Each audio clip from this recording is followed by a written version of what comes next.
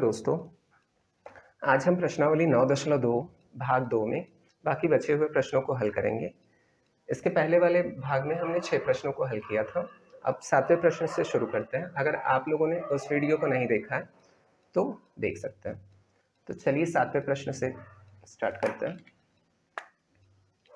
7वां प्रश्न दिया है, PQRS एक वर्ग है, N और M क्रमशः भुजाओं SR और QR के मध्य बिंदु है। विकर्ण PR पर बिंदु O इस प्रकार है कि OP बराबर OR। दिखाइए कि ONRM एक वर्ग है। साथ ही त्रिभुज ORM और PQRS के क्षेत्रफलों का अनुपात ज्ञात कीजिए। तो सबसे पहले हम चित्र बना लेते हैं। चित्र जो इस प्रकार दिया है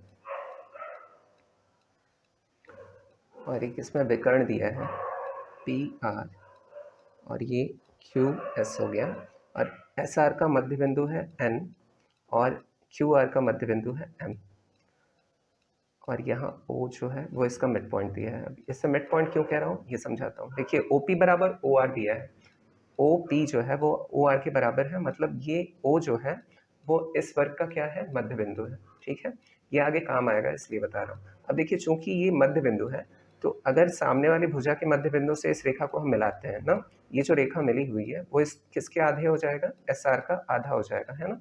ये अगर पूरा है तो ये कितना हो जाएगा, आधा हो जाएगा। और इसी प्रकार ON किसके आधे हो जाएगा, QR के आधा हो जाएगा। ठीक है, तो ये पॉइंट देने का यही मतलब है, OP बराबर होगा।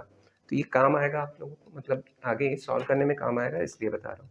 और हमें क्या सिद्ध करना है कि ONMR जो ये वाला चतुर्भुज है इसे वर्ग साबित करना है हमें, मतलब सिद्ध करना है। तो चलिए जो जो दिया हुआ है उसे हम लिख लेते हैं। पहले दिया है PQRS एक वर्ग है,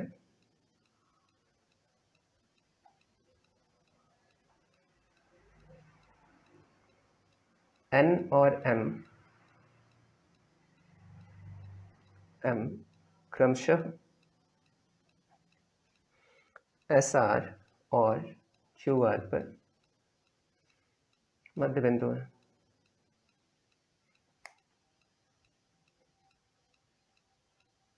मध्य बिंदु है और दिया है OP बराबर OR। अब इसका मतलब मैंने बता ही दिया आप लोगों को। ठीक है, जो सामने वाली भुजा होगी उसका क्या हो जाएगा, वो आधा हो जाएगा। इस वाले के आधा ये नहीं, इस वाले का आधा ये और इस वाले का आधा ये। ठीक है, चलिए अब दर्शाना है हमें क्या क्या, वो लिख लेते हैं। दर्शाना है ONRM एक वर्ग है और देखिए अनुपात बताना होता है तो अनुपात जो पहले पूछता है उसे हम ऊपर लिखते हैं, एरिया ऑफ ट्रायंगल ORM अनुपाते एरिया ऑफ ट्रायंगल, ट्रायंगल नहीं है सॉरी वर्ग है, स्क्वायर है, PQRS, इसी का अनुपात बताना है। जो सेकंड टाइम पूछता है उसे नीचे रखते हैं। तो अब चलिए हल करते हैं। चूंकि OP बराबर OR है ना, तो OP बराबर OR है तो क्या OM किसके आधा हो जाएगा, हाफ ऑफ SR हो जाएगा। अभी मैंने बताया आप लोगों को। अच्छा, हाफ SR अगर लिख रहे हैं, हाफ SR लिख रहे हैं तो हम ये भी लिख सकते हैं NR भी किसका हाफ हो जाएगा, SR का ही। तो हम क्या लिख सकते हैं, NR इसके आगे। चाहो तो SN भी लिख सकते हो ना, लेकिन यहाँ हमारा इसी से काम बनेगा इसलिए NR ही लिखते हैं। ठीक है, और फिर से लिखते हैं चूंकि OP बराबर OR। इसी प्रकार देखिए ON किसका आधा हो जाएगा, QR का, है ना। तो OP, इसीलिए हम लिखेंगे ON बराबर हाफ QR और ये भी किसका आधा, ये भी किसका आधा है, MR का आधा है। चाहे तो MQ भी लिख सकते हैं लेकिन MR ही लेंगे हम क्योंकि इसी से हमारा काम बनेगा। तो MR, ठीक है, ये हो गया। अब देखिए अब लिख सकते हैं चूंकि PQRS एक वर्ग है। अच्छा, वर्ग में क्या होता है, चारों भुजाएं समान होती हैं, है ना, आपस में समान होती हैं। तो हम लिख सकते हैं कि SR बराबर QR, है ना। जो SR है वो QR के बराबर हो जाएगा, चारों भुजाएं बराबर है। अब इसको हम लिख सकते हैं, अगर इधर भी हाफ मैंने मल्टीप्लाई कर दिया एस आर में और इधर भी हाफ मल्टीप्लाई कर दिया क्यू आर में, तो ये भी बराबर ही हो जाएंगे। ठीक है, मतलब दोनों पक्षों में अगर सेम नंबर का मल्टीप्लाई करते हैं तो बराबर ही रहता है। अब देखिए समीकरण 1 व 2 से हम लिख सकते हैं, मतलब समीकरण तो माना नहीं है, चलिए ऐसे लिखते हैं। तो यहाँ भी हाफ एस आर बराबर क्या है, ओ एम बराबर एन आर, और यहाँ हाफ क्यू आर बराबर क्या है, ओ एन बराबर एम आर। तो इसी का मान रख देते हैं। तो हाफ एस आर की जगह मैं रख रहा हूँ ओ एम बराबर एन आर, और वो बराबर किसके हो जाएगा, ओ एन बराबर एम आर। अच्छा, अब जब चारों भुजाएं ओ एन आर एम में अगर चारों भुजाएं बराबर हो जा रही हैं आपस में, तो हम क्या कह सकते हैं कि ये एक वर्ग है। तो ये प्रूव हो गया। अतः ओ एन एम आर एक वर्ग है, और यही हमें प्रूव करना था। अब आगे एक और स्टेप, मतलब एक और है प्रूव करने के लिए, वो क्या है, अब चलिए एरिया ऑफ, अनुपात बताना है ना हमें, area of triangle O R M बटा area of square P Q R S, यही बताना है, बराबर। अब देखिए त्रिभुज के एरिया का फॉर्मूला क्या होता है, त्रिभुज के क्षेत्रफल का फॉर्मूला होता है हाफ गुणित आधार, आधार गुणित ऊंचाई, यही होता है। और वर्ग के क्षेत्रफल का फॉर्मूला होता है भुजा का वर्ग, यही होता है, या साइड का स्क्वायर। अब देखिए यहाँ आप लोगों को दिखाता हूँ, ओ आर एम में हम आधार अगर लें ओ एम, ठीक है, और क्या ले लें, ऊंचाई आर एम को ले रहे हैं, तो हाफ गुणित ओ एम गुणित आर एम, ये हो गया। और भुजा का वर्ग, भुजा कोई भी ले लीजिए, चलिए मैं एस आर ले लेता हूँ, कोई भी ले लीजिए, पी क्यू ले लीजिए, आर क्यू, सारे बराबर ही हैं, एस आर ले लेता हूँ, तो एस आर का वर्ग, एस आर का वर्ग, ठीक, बराबर हाफ गुणित ओ एम। अब देखिए आर एम या एम आर किसके बराबर है, ओ एम के, यहीं प्रूव किया ना, ये इसके बराबर है, तो हम आर एम की जगह क्या रख सकते हैं, ओ एम रख सकते हैं। तो दो बार क्या हो गया, ओ एम दिख रहा है, सॉरी, और एस आर बराबर भी हम देखिए क्या ले सकते हैं, यहाँ हमने दिखाया था कि हाफ एस आर बराबर क्या है, ओ एम है, तो एस आर बराबर क्या हो जाएगा, 2a ओ एम हो जाएगा, है ना, 2 का इधर मल्टीप्लाई हो जाएगा, तो हम लिख सकते हैं एस आर की जगह क्या लिख सकते हैं, 2 हम सारी भुजाओं को एक बराबर लिख रहे हैं जिससे कट जाए आपस में। इसका ये 2 है, 20 नहीं है, 20m नहीं है, सॉरी, तो वर्ग हो गया। तो इसे लिख सकते हैं 1/2, ये OM² हो जाएगा, 2 बार है तो OM का वर्ग बटा, इसे जब ब्रैकेट खोलेंगे तो कितना हो जाएगा, 4 गुणित OM का वर्ग, यही होगा। देखिए OM का वर्ग नीचे है और OM का वर्ग ऊपर है, तो इससे ये कट गया। अब ये 4 जो है ये यहाँ जाके गुणा हो जाएगा, तो 1/2 गुणित 4 बराबर 1/8। तो इनका अनुपात क्या हो जाएगा, तो अनुपात हो जाएगा, अनुपात बराबर 1.8, 1:8, सॉरी। तो ये हो गया सिद्ध। वैसे इसे तो सिद्ध नहीं करना था, तो बस इतना ही रहने देंगे। तो होप आप लोगों को बहुत अच्छे से समझ में आया होगा। इसमें के जो क्वेश्चंस है ना बहुत टाइम टेकिंग है, तो इसीलिए देखिए मैंने इसे ना कई भागों में डिवाइड किया हुआ है। तो चलिए और नेक्स्ट क्वेश्चन भी देख लेते हैं। और एक तो इसमें फिगर नहीं दिया हुआ है, इसलिए इसे सॉल्व करने में बहुत टाइम लगता है। तो चलिए प्रश्न संख्या 8 देख लेते हैं।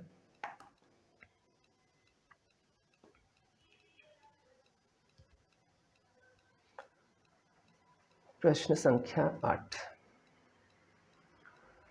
अब यहाँ दिया है PQRS एक समलंब चतुर्भुज है। समलंब चतुर्भुज किसे बोलते हैं, ऐसा होता है, छोटा सा फिगर बना के दिखा दे रहा हूँ। दो भुजाएं उसकी जो होती है ना असमांतर होती हैं, और दो भुजाएं क्या होती हैं, समांतर होती हैं। ऊपर नीचे समांतर है और ये अगल बगल के क्या है, असमांतर है। तो ऐसे चतुर्भुज को हम समलंब चतुर्भुज बोलते हैं, ठीक। अब यहाँ से अगर ऊंचाई ज्ञात करनी होती है तो हम एक लंब डाल के इसकी ऊंचाई ज्ञात कर लेते हैं, फिर उसका L इंटू बी करके क्षेत्रफल निकाल लेते हैं। ये मैंने पहले भी पढ़ाया हुआ है, आप लोग मतलब देख लीजिएगा, पिछले वीडियो में याद नहीं है कौन से वीडियो में पढ़ाया है। तो पी क्यू आर एस एक समलंब चतुर्भुज है जिसमें पी एस और क्यू आर समांतर भुजा है। ठीक, भुजा पी क्यू पर कोई बिंदु ए तथा भुजा एस आर पर कोई बिंदु बी इस प्रकार है कि ए बी समांतर क्यू आर। यदि त्रिभुज पी बी क्यू का क्षेत्रफल 17 सेंटीमीटर वर्ग है तब त्रिभुज ए एस आर का क्षेत्रफल ज्ञात कीजिए। तो अब इसका जो चित्र बनेगा ना वो ऐसा बनेगा। एक तो समलंब है ही, तो समलंब बना लिया। अब पी एस समांतर है क्यू आर के, ये हो गया। और पी क्यू पर कोई बिंदु है ए है, पी क्यू पर कोई बिंदु ए है और एस आर पर कोई बिंदु है बी। ठीक, अब इसके विकर्ण बना लेते हैं क्योंकि त्रिभुज बना के हमें इसे सॉल्व करना है। इस तरीके का चित्र बनेगा। ये ए हो गया और ये बी हो गया। सारे चित्र बनाने के लिए मैंने स्केच का यूज़ नहीं किया, भूल गया। तो चलिए जो जो दिया है वो लिख लेते हैं। पहले दिया है पी एस समांतर है क्यू आर, तो ए बी भी क्या हो जाएगा? हाँ, ये तो दिया हुआ है ए बी समांतर क्यू आर, ये भी दिया हुआ है। और क्या दिया है? Area of triangle P B Q बराबर 17 सेंटीमीटर स्क्वायर, ये दिया हुआ है। और हमें क्या पता करना है? ज्ञात करना है area of triangle A S are.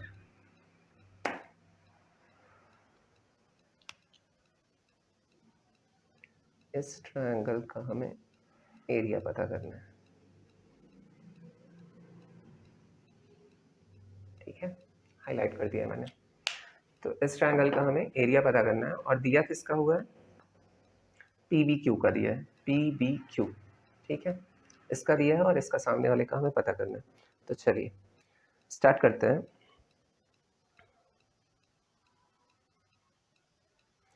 A P B बराबर, चलिए एरिया ऑफ, यहाँ से हल करते हैं। Area of A P B, area of triangle A P B बराबर area of triangle A S B. ऐसा क्यों लिख रहा हूँ मैं, बता सकता है? देखिए एक ही आधार है, एक ही आधार पे अगर दो त्रिभुज बन रहे हैं ना, एक ही आधार पर अगर दो त्रिभुज और दो समांतर रेखाओं के बीच पी एस समांतर ए बी, अगर, हाँ यहाँ तो मैंने लिखा ही नहीं। देखिए अगर पी एस समांतर क्यू आर है और ए बी समांतर क्यू आर है तो पी एस समांतर किसके हो जाएगा? ए बी के। अगर दो समांतर रेखाओं के बीच और एक ही आधार पे दो त्रिभुज बने हुए हैं तो उनके आपस में क्षेत्रफल क्या हो जाएंगे? बराबर। तो ए पी बी और ए एस बी, इन दोनों के क्षेत्रफल आपस में बराबर हो जाएंगे। तो रीजन भी यही लिखेंगे, समान आधार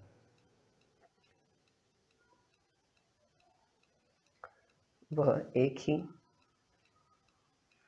समांतर रेखाओं के मध्य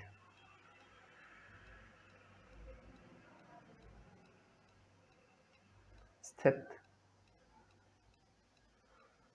दो त्रिभुजों के क्षेत्रफल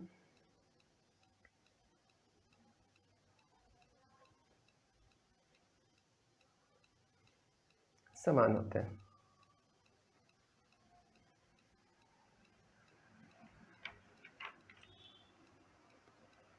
ये हो गया। इसी प्रकार